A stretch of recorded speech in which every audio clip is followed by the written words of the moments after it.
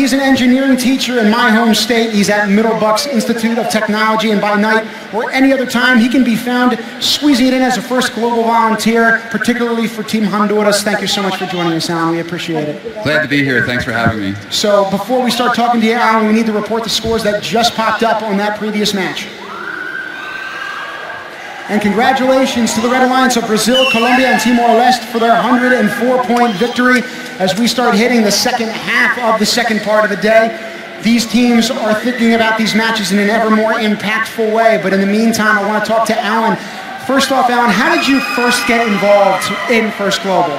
Well, after many years of being an FRC coach for Team 341, Miss Daisy and Ambler, I was looking for a new challenge, and my wife really wanted to practice her Spanish. She loves to speak Spanish, and so we were looking for a team to help in First Global that spoke Spanish, and they offered us Honduras, and we jumped at the chance.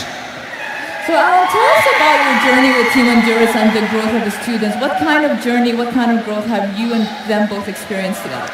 Well, it's very interesting. It's almost like the cycle of childhood. When I first started mentoring them, they listened to everything I said. They waited for the apples to drop from the tree, and I've watched them grow, and they're starting to get their own opinions, and they're actually starting to push back, and they have their own ideas now, and it's wonderful. Like, I get upset like a helicopter parent.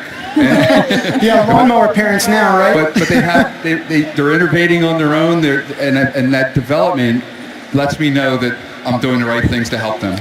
Yeah. And we can tell you're doing the right things because of the impact it's had on you personally and on me personally, honestly. We talked in Mexico City, you and I, about how that team had named their robot after Paul, Father Paul, for that matter. And this year's team, it's named after his wife, Laura, if I'm not mistaken. Yes, so they wanted to honor Paul Manship, who passed away last year.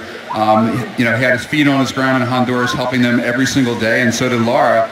And they really felt it was important this year to honor Laura while she's still alive, while she can still appreciate it. So they made it a surprise, and they named the robot after her. And even though you're getting a little bit of pushback yourself, like you're saying, I know that your kids appreciate the time and effort you're putting in. We appreciate the time with us as well. So thank you, Alan, for joining us. We appreciate it. Thank you. We're going to be